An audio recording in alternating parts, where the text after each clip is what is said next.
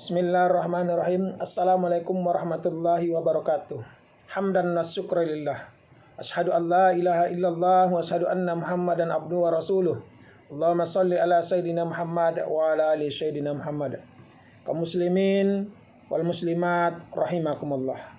Pada kesempatan kali ini izinkan saya akan memaparkan sebuah hadis Rasulullah sallallahu alaihi wasallam yang berkenaan dengan kebangkrutan.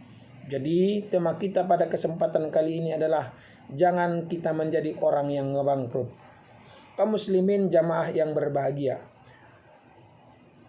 Pada suatu kesempatan Rasulullah Shallallahu Alaihi Wasallam bertanya kepada para sahabat, apakah mereka tahu yang disebut orang bangkrut?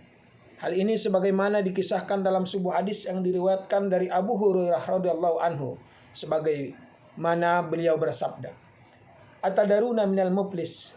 Tahukah kamu, hai sahabatku, orang yang bangkrut? Para sahabat menjawab, al-muflisu fina man la dirhama lahu wala mata. Orang bangkrut itu adalah ya Rasulullah, orang yang tidak punya uang maupun harta sama sekali. Jawaban seperti ini ternyata bukan sebagaimana yang dimaksud Rasulullah Sallallahu Alaihi Wasallam. Beliau tidak bertanya tentang ekonomi. Beliau ingin mengajak para sahabat mengetahui bahwa kebangkrutan bisa terjadi tidak hanya dalam bidang ekonomi, tetapi juga dalam bidang agama. Jadi di dalam agama juga ada perhitungan matematis terkait pahala dan dosa, seperti penambahan dan pengurangan di antara sesama manusia. Hal ini terjadi pada saat semua manusia berada di padang mahsyar untuk menjalani hisab yang akan menentukan apakah seseorang akan masuk surga atau neraka. Kaum muslimin yang berbahagia, apa kata Rasul? Innal muflisa min ummati ya'ti yaumal qiyamati bi sholati wa siyami wa zakatin wa ya'ti qadasata mahaza wa qajafa haza wa aqala mala haza wa safaqa dama haza wa daraba haza fa yu'ta haza min hasanatihi wa haza min hasanatihi fa in faniyat hasanatuhu qabla ayyuqda ma alaihi akhidha min khatayahum paturihat alaihi summa turhiya finnar. Rawahu Muslim.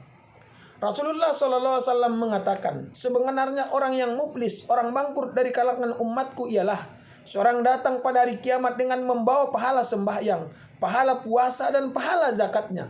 Tetapi dahulunya sewaktu di dunia, ia pernah mencaci maki si fulan, menuduh si fulan, memakan harta si fulan, menumpahkan darah si fulan, dan pernah memukul si fulan. Maka akan diberikan kepada orang yang teraniaya itu daripada pahala kebaikan orang tadi. Dan begitu pula seterusnya. Orang lain yang pernah ia zalimi akan diberikan pula daripada pahala kebaikan orang tadi. Sehingga apabila telah habis pahalanya, sedangkan beban dosa penganiayaannya, kezalimannya belum dapat terbayarkan semua, maka akan diambillah daripada kesalahan orang yang teraniaya itu, lalu dibebankan kepada orang tersebut. Maka selanjutnya orang itu akan dicampakkan ke dalam api neraka. Na'udzubillahi min zalik. Sungguh keras peringatan Allah Subhanahu wa taala.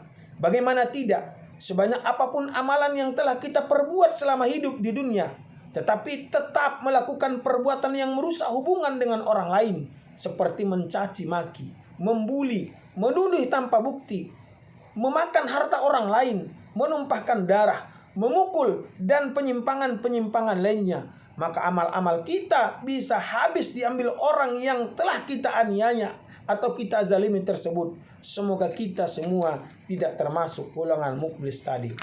Kaum muslimin para jamaah dimanapun berada, maka hendaklah kita lebih berhati-hati lagi dalam menjaga hubungan kita dengan orang lain. Dan hendaknya kita jangan terlalu percaya diri dan sombong dengan banyaknya amalan baik kita seperti sholat dan puasa. Karena sebanyak apapun amal baik kita bisa saja habis jika dikurangi terus dengan kesalahan-kesalahan kita terhadap sesama manusia. Lalu apa solusinya?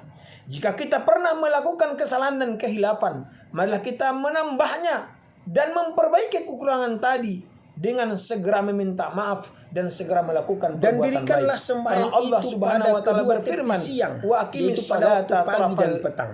Dan pada bagian permulaan daripada malam, sesungguhnya perbuatan-perbuatan yang baik itu menghapuskan dosa perbuatan-perbuatan yang buruk. Itulah peringatan bagi orang-orang yang ingat.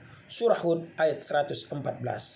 Maka terakhir marilah kita bersama-sama memperbaiki amal kita dan juga memperbaiki hubungan kita dengan orang lain atau dengan sesama makhluk, supaya kita tidak termasuk orang-orang yang bangkrut pada hari kiamat nantinya. Amin amin ya rabbal alamin.